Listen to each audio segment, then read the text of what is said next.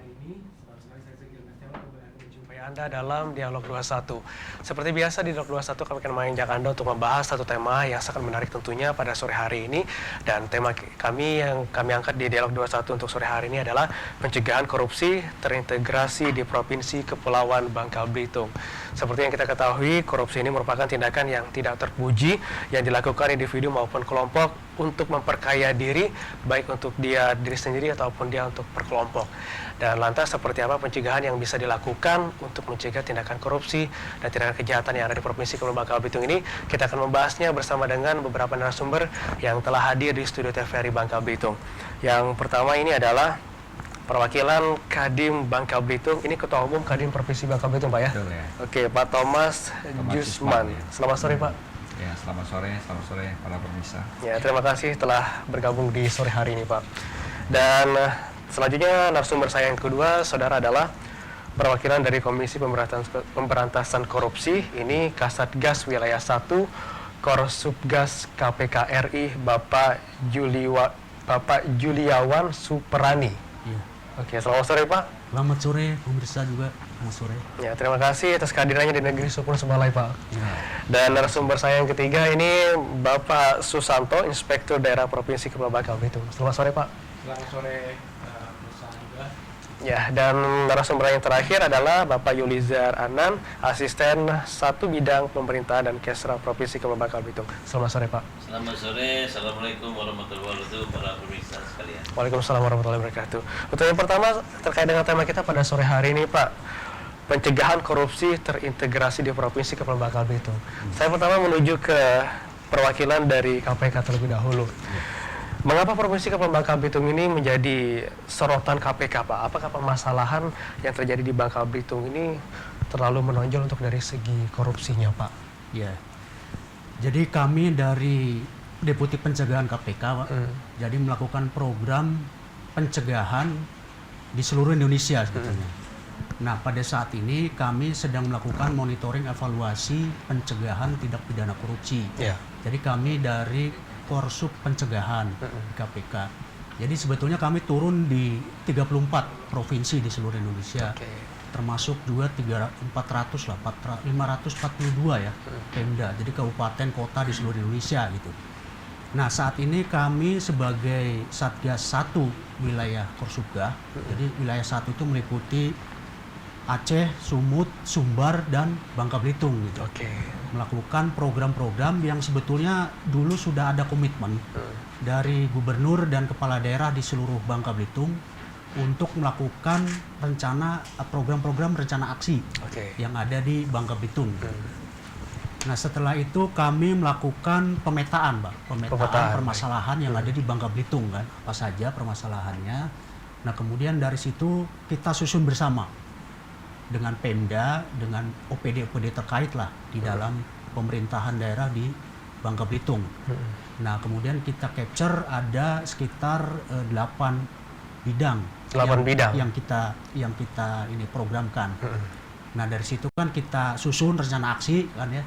Nah, dari situ kita buat komitmen supaya itu diimplementasikan gitu.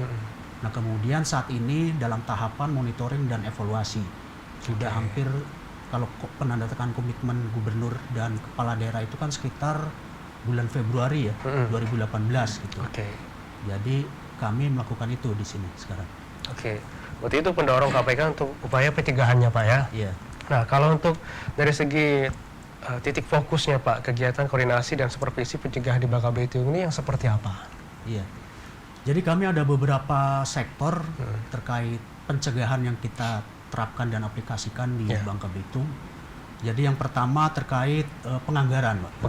Penganggaran. Nah, kemudian terkait juga pengadaan barang dan jasa. Nah, seperti di penganggaran, kami dorong implementasi e-planning dan e-budgeting gitu. Nah, jadi udah mulai berjalan planning dan e-budgeting di seluruh Kepulauan Bangka Belitung ini, alhamdulillah.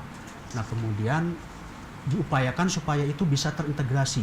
Terintegrasi. Cuma masalahnya kan masing-masing aplikasi ada beberapa yang mungkin tidak sama ya pekerjaannya gitu. Jadi ada yang dibikin sendiri, ada yang dibikin lewat vendor, ada yang mengambil dari produk yang sudah ada seperti dari BPKP gitu ya, dengan Sinda.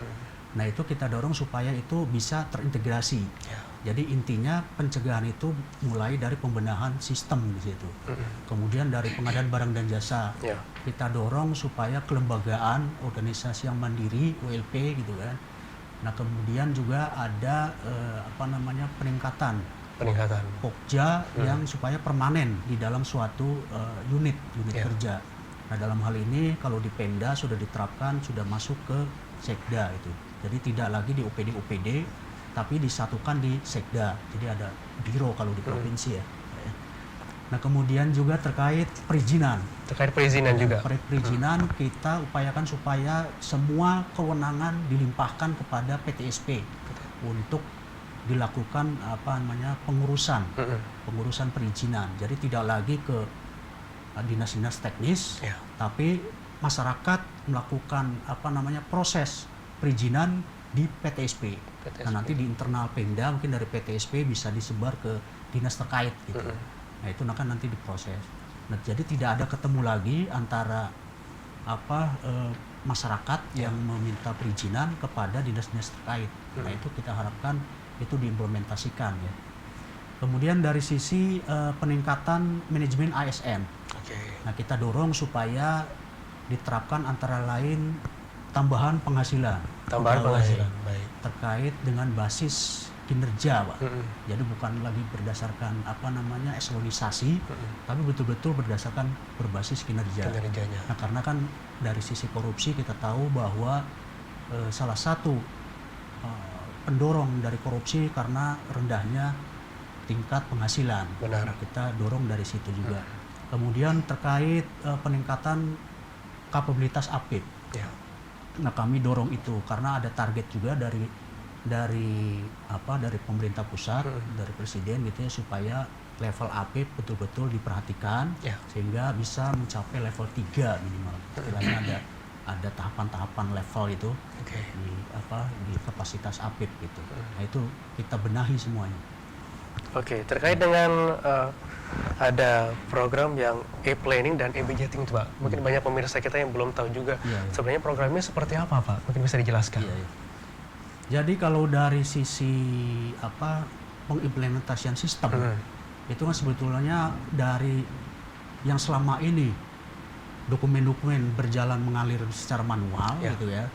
Ada misalnya program-program pakai aplikasi yang sudah umum seperti Excel segala macam ya untuk input data. Nah sekarang ini kita terapkan supaya terimplementasi suatu sistem e-planning dan e-budgeting. Jadi kalau e-planning itu aplikasi yang mungkin bisa membantu Bapeda dalam menyusun perencanaan anggaran gitu. Jadi mulai dari musrembang di desa, nah kemudian aspirasi masyarakat desa, pemerintahan desa kan, jadi bisa dimasukkan ke musrembang lewat aplikasi. Nah itu kemudian ada juga di tingkat kecamatan kelurahan gitu kan. Nah nanti masuk semua ke situ, nanti diolah oleh SKPD, ada juga memberikan masukan perubahan atau penyesuaian gitu ya. Nah sehingga itu dari awal sudah terdokumentasi di situ. Jadi tahapan-tahapannya diikuti gitu. Sampai kemudian ada muncul RKPD nanti. RKPD. Jadi di SKPD nanti muncul RKPD.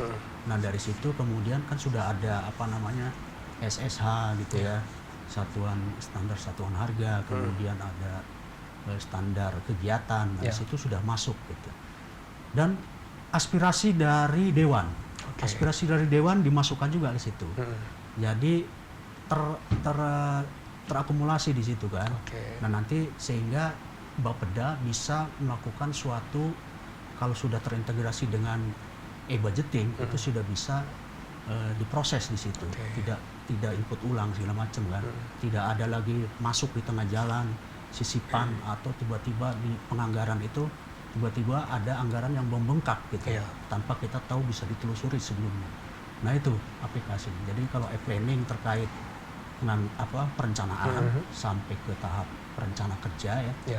Nah kemudian dari sisi budgeting itu dari mulai rencana kerja anggaran sampai kemudian diketok palu ya menjadi APBD. Nah itu dimasukkan di e-budgeting. Oke. Jadi pencegahannya ke situ lari, pembenahan sistem. Sebenarnya kalau kita lihat itu untuk lebih mempermudah juga memperperinci planning kita dan juga perencanaan bagaimana tuh mengatur anggaran-anggaran itu Pak ya. Iya. Oke, baik. Selanjutnya saya akan menuju ke asisten satu dari pemerintah Provinsi Kepulauan Bangka Belitung. Nah, kalau sejauh ini Pak, untuk dari segi di Bangka Belitung sendiri, rencana aksi yang dilaksanakan oleh pemerintah provinsi untuk mencegah korupsi ini seperti apa? Ya, baik, terima kasih. Jadi upaya pemerintah di dalam mencegah korupsi sudah banyak diupayakan, Pak. Sudah banyak diupayakan Pak ya. Makanya kadang kita Pak Gubernur tak henti-hentinya mengatakan mengingatkan SKPD. Pak Gubernur tak henti-henti mengingatkan SKPD agar supaya bekerjalah dengan baik dan benar. Oke. Harapan Pak Gubernur tidak ada satupun berkaitan dengan masalah hukum. Ya. Nah, tentunya ini kan harus dikawal oleh teman sahabat kami ini dari inspektorat gitu ya, agar ini berjalan dengan lancar. Dan kita sudah berapa kali ada acara Korsubgah dengan KPK. Nah, tentunya Pak Gubernur sangat intens berharap bahwa untuk mengawal ini adanya Korsubgah yang hadir di kita, ikuti dengan serius pesan Pak Gubernur untuk apa-apa yang harus kita laksanakan agar diikuti ketentuan. Demikian. Oke, baik. Nah, kalau dari Pak Suharto sendiri Pak, kalau melihat di Bangka Belitung ini sebenarnya berapa persen untuk tindakan korupsi ini terjadi Pak? Ya, terima kasih. Kalau dilihat dari persentase, kita masih kecil Pak. Masih kecil? Kecil sekali ya, persentase untuk korupsinya. Apalagi saat ini memang Pak Gubernur kita ini sangat mewanti-wanti kepada seluruh OPD agar untuk berhati-hati di dalam pelaksanaan program maupun kegiatan. Yang kedua, beliau itu mewanti-wanti kepada inspektorat untuk selalu mendorong agar terciptanya suatu sistem pengendalian intern yang bagus melalui penerapan SPIP. Ya, tadi sudah dikatakan oleh KPK, kita memang ditarget untuk menjadi level 3 ya. Dari level 2 tahun lalu, kita tahun ini berusaha untuk mencapai level 3 atau istilahnya kalau di ini adalah dari berkembang sampai ke apa istilahnya itu ini ya di maturitasnya sampai ke level 3. Nah, yang kedua, pesan beliau untuk inspektorat ini selalu mengawal apa yang sudah disampaikan oleh KPK tadi, proses perencanaan, mulai dari proses perencanaan ini supaya dikawal dari RPCM-nya, Renstra OPD-nya, mulai dari RKPD-nya sampai kepada UA dan PI sampai kepada terakhir adalah pada RKA SKPD. Ini yang sudah kami lakukan untuk mengawal dalam untuk melakukan reaksi dari KPK pada pemerintah Provinsi Kepulauan Belitung. Yang kedua, samping itu juga kita meningkatkan kapabilitas SAPIP-nya, yaitu melalui suatu workshop tingkat, apalagi sekarang itu dilaksanakan oleh KPK sendiri, yaitu dengan workshop 2 kali dilaksanakan di Babel, yaitu mengenai peningkatan kapabilitas SAPIP terhadap pengadaan barang dan jasa. Ini sangat bermanfaat bagi kami. Mudah-mudahan ke depan bersama mulai dari pimpinan sampai ke bawah berkomitmen, insya Allah untuk pencegahan korupsi akan kita bisa tingkatkan. Oke, baik Pak. Selanjutnya saya akan menuju ke Bapak Thomas Jusman Pak. Ini terkait dengan iklim investasi di Bangka Belitung sendiri Pak. Sebenarnya pertumbuhannya seperti apa? Terima kasih atas kesempatannya. Ya, kita tahu bahwa pertumbuhan ekonomi Bangka Belitung belakangan ini memang tidak terlalu menggembirakan. Sekarang mungkin sekitar 4,6%. 4,6. Ya. Dan sempat jatuh ke 3, lebih. Dan kita pernah jaya pernah sekitar 7%.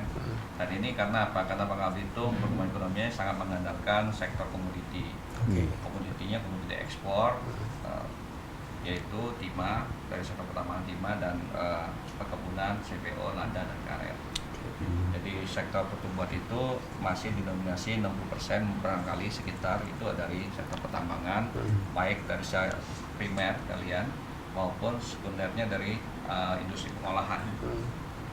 Oke, nah Kalau kita lihat di Bangka Belitung sendiri potensi yang dimiliki itu banyak sekali Pak. Iya. Cuman yang masih mendominasi tadi 60%-nya adalah pertambangan.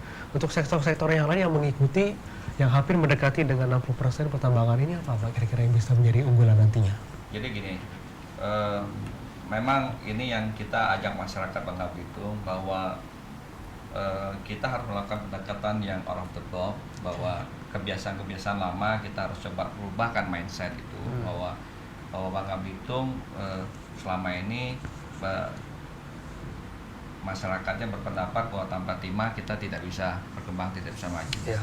Padahal kita tahu bahwa timah itu sudah ditambang sejak zaman Belanda dulu 450 tahun. Bangka Belitung lebih maju, iya, tetapi jauh tertinggal dibanding teman-teman daerah yang lain. Jadi kita perlu bagaimana ini melakukan transformasi struktur ekonomi yang lebih kokoh, yang lebih seimbang, lebih balance dan lebih sustainable. Apa itu?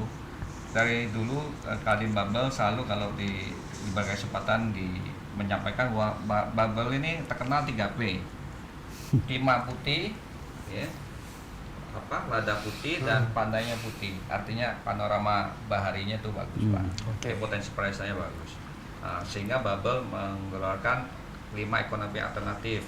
Kita mendorong good mining practice.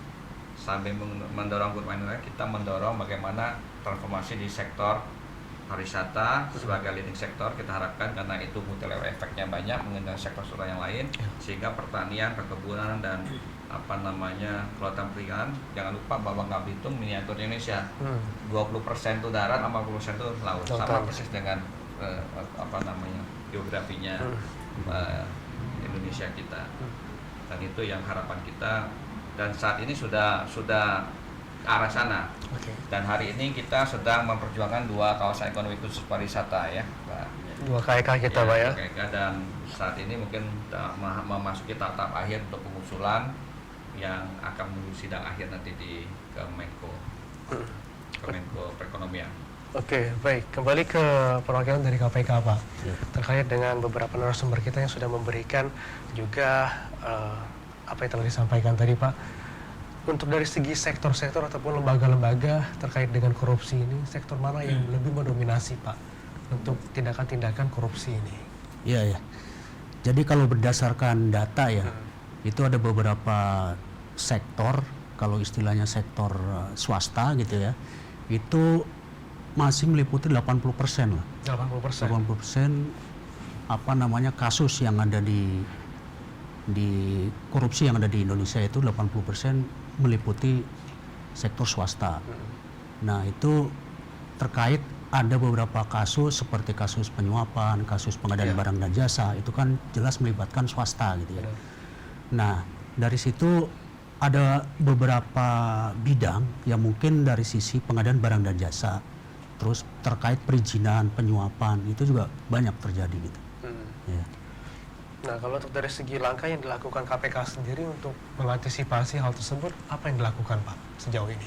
Ya, kalau sejauh ini kami sudah melakukan upaya pencegahan itu tadi. Pencegahan tadi ya? Pencegahan tadi, jadi kita terapkan di beberapa Pemda, di semua Pemda lah, di seluruh Indonesia. Indonesia ini ya?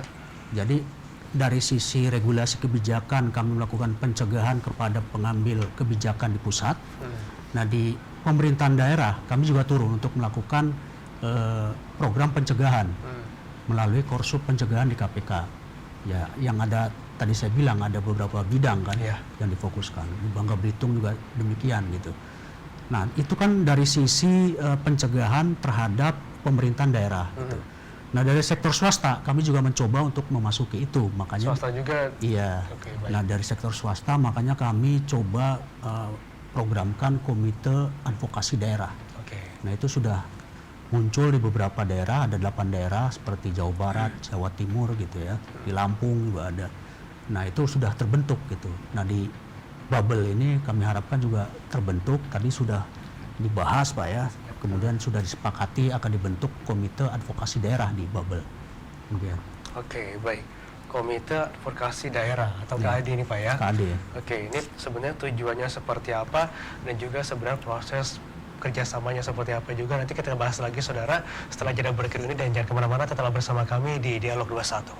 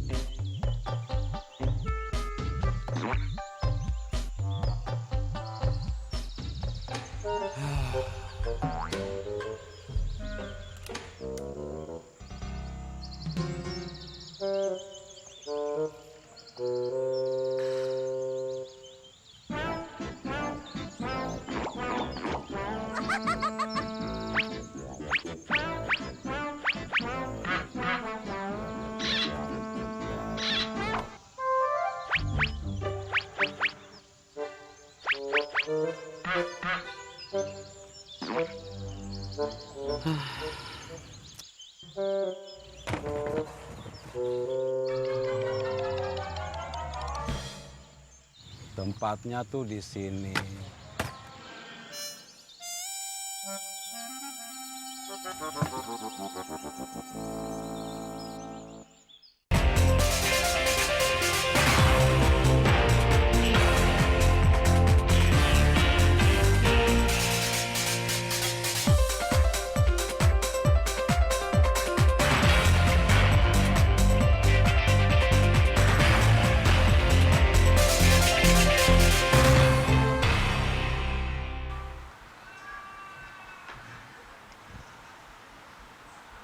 Terima kasih Anda masih bersama kami di Dialog 21, dan bagi Anda yang baru saja bergabung bersama kami, tema kita pada sore hari ini adalah pencegahan korupsi terintegrasi di Provinsi Kepulauan Bangka Belitung. Tadi sudah dijelaskan oleh beberapa narasumber saya di sore hari ini bahwa ada program yang dibentuk oleh Komisi Pemberantasan Korupsi, itu adalah Komite Advokasi Daerah. Nah, kembali kami akan memperbincangannya dengan narasumber kita di sore hari ini. Kembali ke perwakilan dari KPK, Pak. Sebenarnya KAD ini dibentuk per daerah, tadi ada 8 daerah yang Bapak sebutkan tadi. Sebenarnya fungsinya dan tujuannya itu apa, Pak?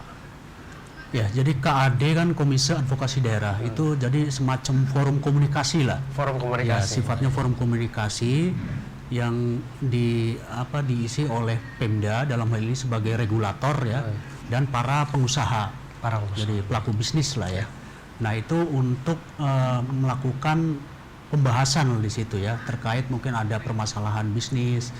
Ya, jadi pada intinya nanti dipecahkan kalau misalnya terkait dengan penciptaan iklim kerja yang bersih dan terintegritas itu. Berintegritas ya. Menciptakan iklim kerja yang bersih dan berintegritas, Pak ya. Oke. Nah, selain menciptakan iklim bersih yang dan juga berintegritas tadi, Pak, permasalahan-permasalahan yang terjadi itu kan di per daerah itu berbeda-beda, Pak. Iya. Nah, dari KPK sendiri selain membentuk KAD ini tadi, Pak, program-program lain yang menunjangnya itu apa saja, Pak?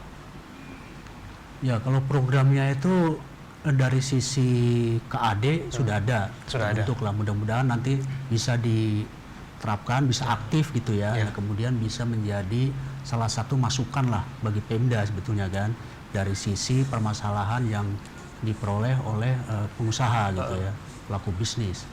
Nah, kemudian juga kami melakukan upaya-upaya pencegahan Pencegahan yang juga tadi bilang, berupa program-program dari sisi perbaikan tata kelola pemerintahan.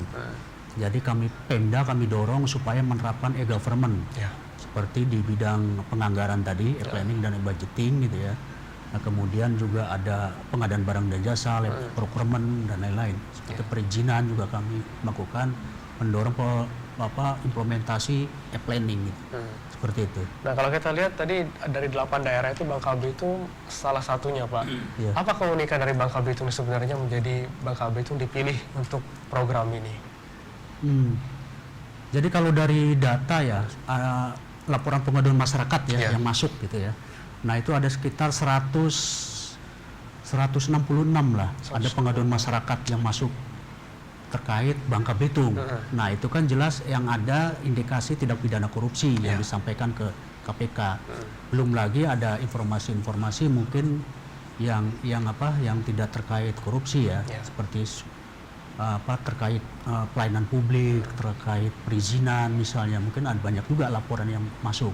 Tapi yang terindikasi ada berbau tindak pidana korupsi, ada dugaan tindak pidana korupsi itu sekitar 166 itulah. 166. Nah, kemudian juga kemarin kan ada data tuh, yang PNS atau sekarang istilahnya ASN ya, ASN yang diberhentikan karena terlibat tindak pidana korupsi yang sudah inkrah di pengadilan, sudah Ya. vonis. Itu udah ada sekitar 22 orang yang 22. sudah diberhentikan, Pak ya.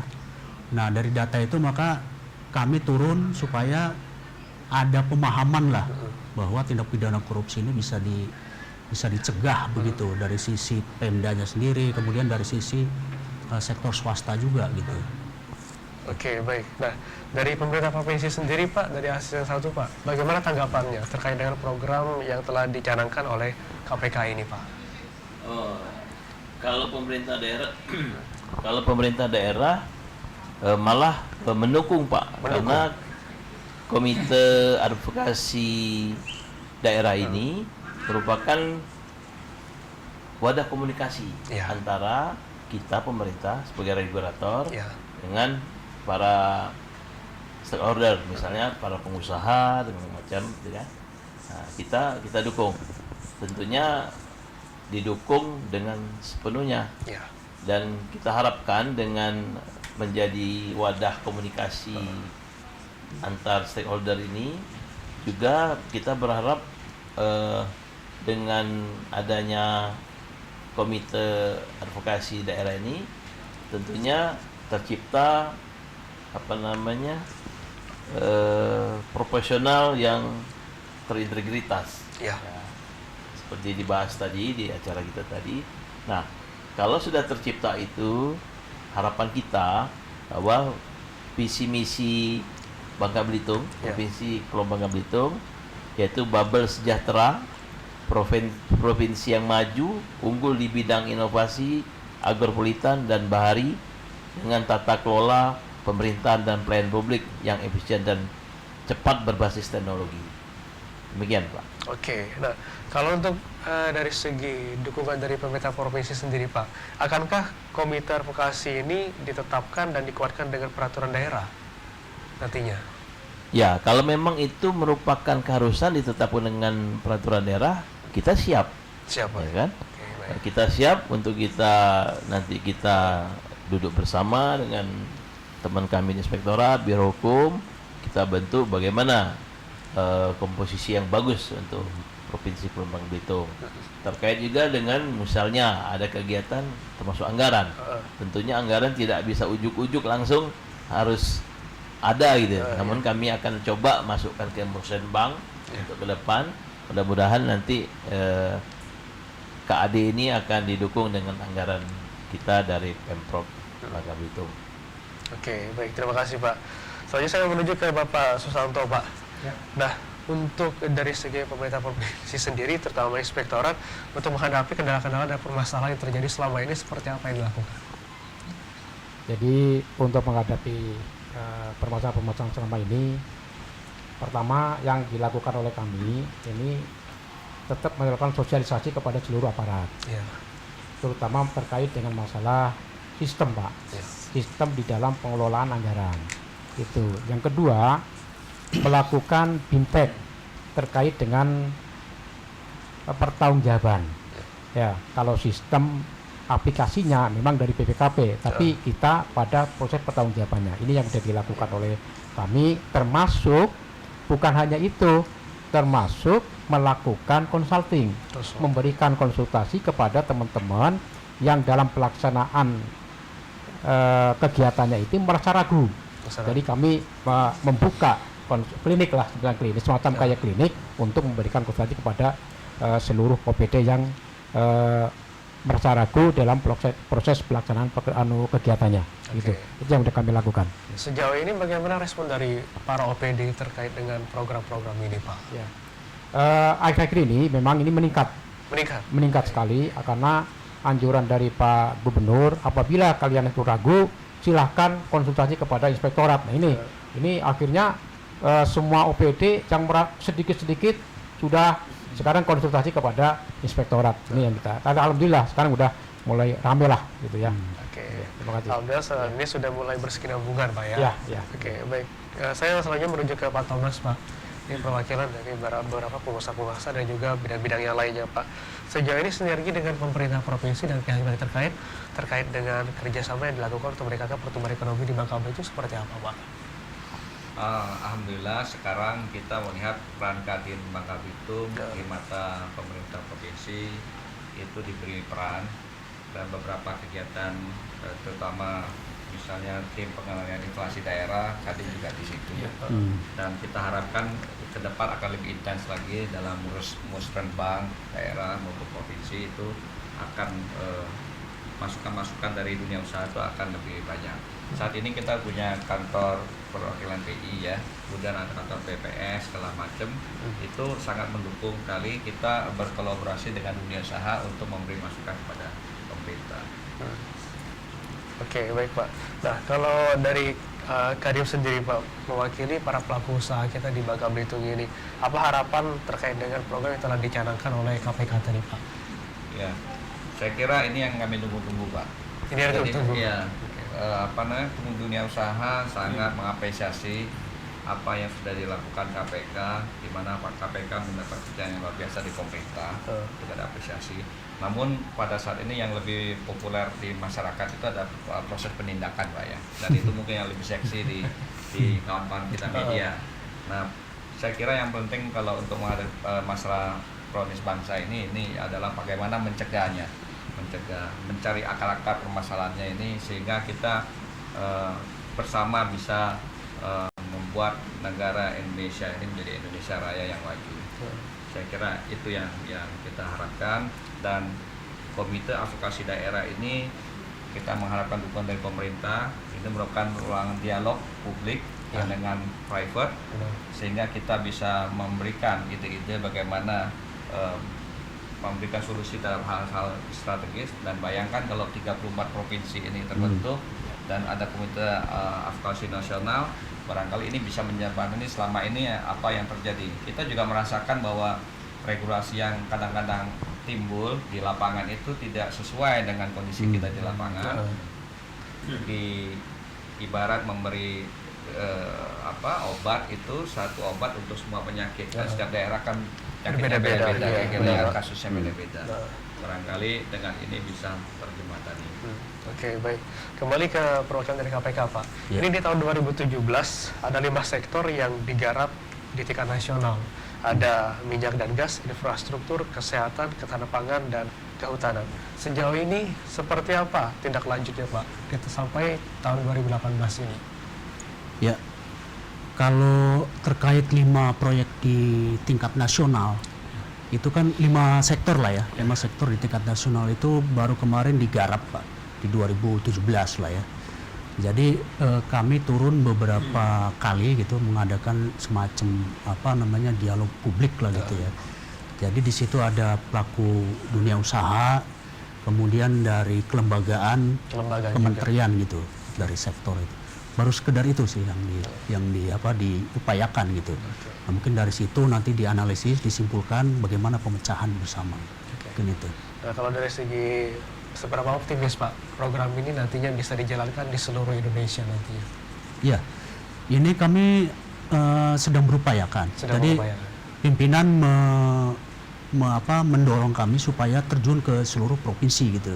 Jadi menerapkan di 34 provinsi, kan kemarin 8 provinsi ya sudah diimplementasikan. Jadi targetnya 26 provinsi lagi itu bisa terbentuk gitu.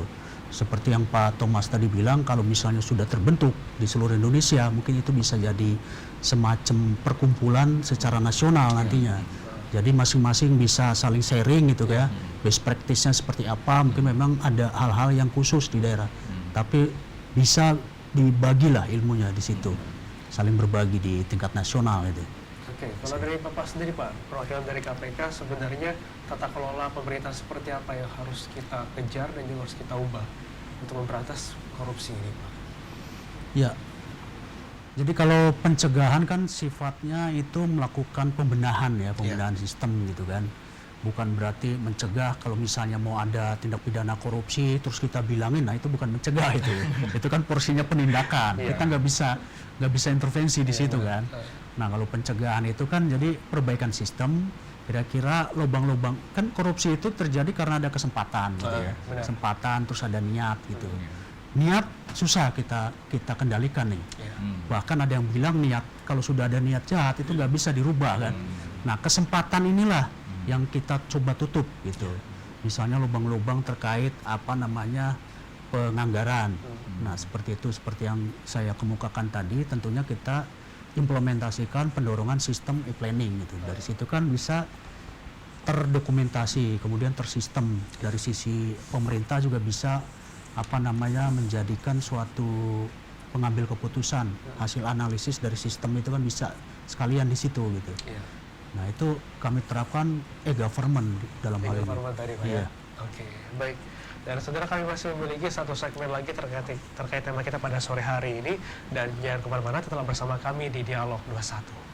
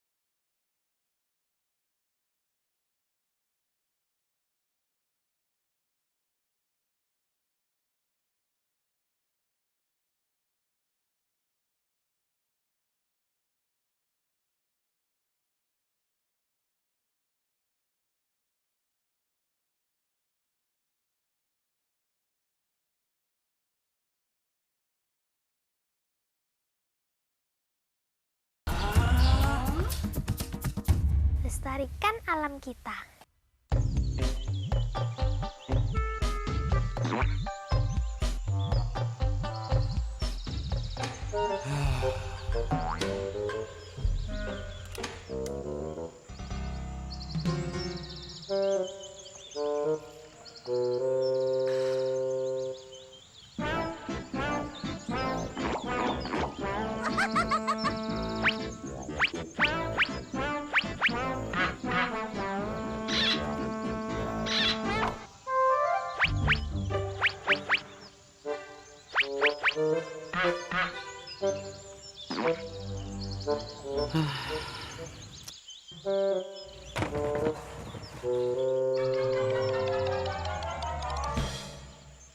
Tempatnya tuh di sini.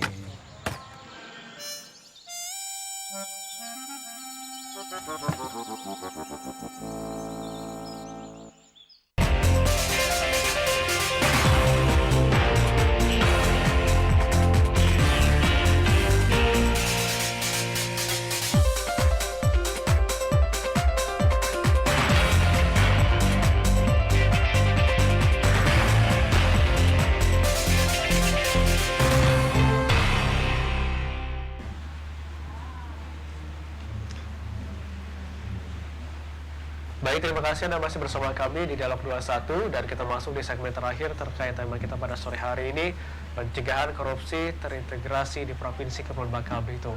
Dan tadi saudara bahwa dari pemerintah pusat melalui KPK Republik Indonesia telah membentuk yang namanya Komite Advokasi Daerah, itu yang bertujuan untuk sebagai forum komunikasi dan advokasi antara regulator dan para pelaku usaha untuk dapat menyampaikan dan menyelesaikan bersama kendala-kendala yang dihadapi dalam penciptaan lingkungan bisnis yang bersih dan berintegritas. Dan kembali ke narasumber saya di sore hari ini mungkin pertanyaan terakhir Pak untuk tema kita pada sore hari ini Pak. sebenarnya sinergi antara KPK dan juga para pelaku usaha melalui program yang telah dicanangkan tadi seperti apa Pak? Ya.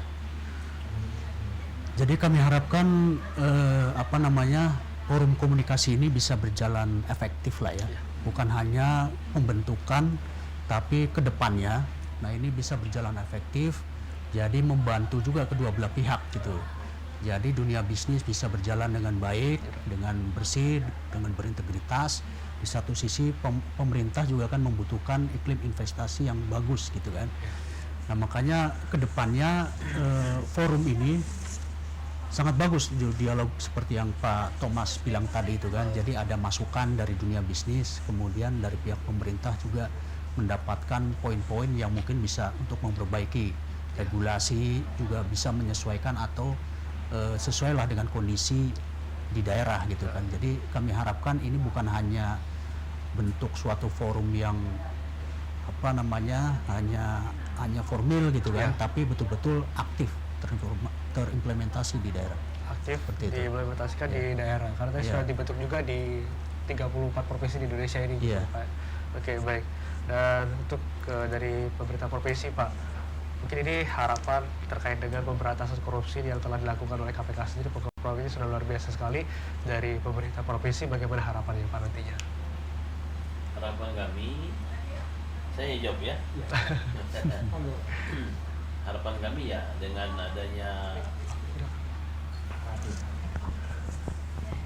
adanya Korsubgah KPK, tentunya kita akan selalu mengikuti apa yang sudah diarahkan agar supaya tidak terjadi tindakan korupsi.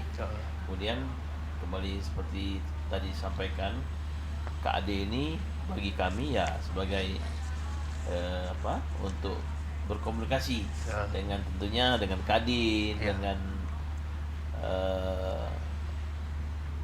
beberapa asosiasi-asosiasi yang lain, sehingga hal-hal yang mungkin selama ini tidak terjalin komunikasi akan timbul komunikasi yang lancar, sehingga segala sesuatu dapat kita selesaikan dengan duduk bersama. Demikian. Oke, baik, terima kasih Pak. Mungkin ada tambahan dari Pak Inspektur Pak, silakan Pak. Ya, kalau dari inspektorat ini kan melakukan pemantauan dan monitoring terhadap reaksi atas hasil Korsubgah KPK. Ini punya progres yang cukup bagus. Tahapan setia itu berarti profesional gitu. Jadi kita harapkan komite yang dibentuk ini nanti, betul kata Pak Juliawan dari KPK, terima kasih, bahwa ini jangan nanti cuma sebagai formal gitu ya Pak ya. Dan kita perlu dukungan sepenuhnya dari semua pihak, terutama dari Pemda. Kiranya bagaimana nanti supaya komite ini bisa berjalan efektif, sehingga hasil-hasilnya pun yang dihasilkan dari komite ini bisa, rekomendasinya bisa ditindaklanjuti Pak. Ya itu yang paling penting, karena kalau sebatas rekomendasi kemudian tidak bisa ada follow up, kan nanti akhirnya kan akan harapannya tidak tercapai dan akhirnya membuat semangat itu membuat pesimis lagi teman-teman di usaha gitu. Dan saya kira dengan ini harapannya ini kita juga mengharapkan bahwa akan tercapai iklim usaha yang kondusif Pak. Yang itu yang mungkin yang paling penting. Terima kasih. Oke, baik. Terima kasih untuk keempat narasumber saya di sore hari ini telah berbagi pada tema kita pencegahan korupsi terintegrasi di Provinsi Kepulauan Bangka Belitung. Semoga apa yang disampaikan bisa bermanfaat untuk pemirsa di rumah, dan terima kasih kembali saya ucapkan kepada Bapak Thomas perwakilan dari Kadin Bangka Belitung. Terima kasih Bapak Yuliawan Suparani ini dari KPK Republik Indonesia. Terima kasih Pak, dan juga terima kasih kepada Bapak Susanto dari Inspektorat dan juga Bapak Asisten 1 Bidang Pemerintahan Provinsi Kepulauan Bangka Belitung telah berbagi pada sore hari ini. Menjadi harapan kita bersama untuk apa yang dicanangkan oleh pemerintah pusat maupun daerah dan seluruh pelaku usaha dapat berjalan dengan baik dan beriringan, sehingga terciptanya iklim perubahan-perubahan yang positif di Bangka Belitung, dan Bangka Belitung terhindar dari tindakan korupsi tentunya. Dan saudara, saya Firgan Setiawan mewakili kerabat kerja yang bertugas pamit undur diri. Terima kasih Anda telah menyaksikan Dialog 21 untuk sore hari ini. Saya Heri, wabillahi taufiq hidayah. Wassalamualaikum warahmatullahi wabarakatuh dan sampai jumpa. Waalaikumsalam. Terima kasih Pak. Terima kasih. Terima kasih.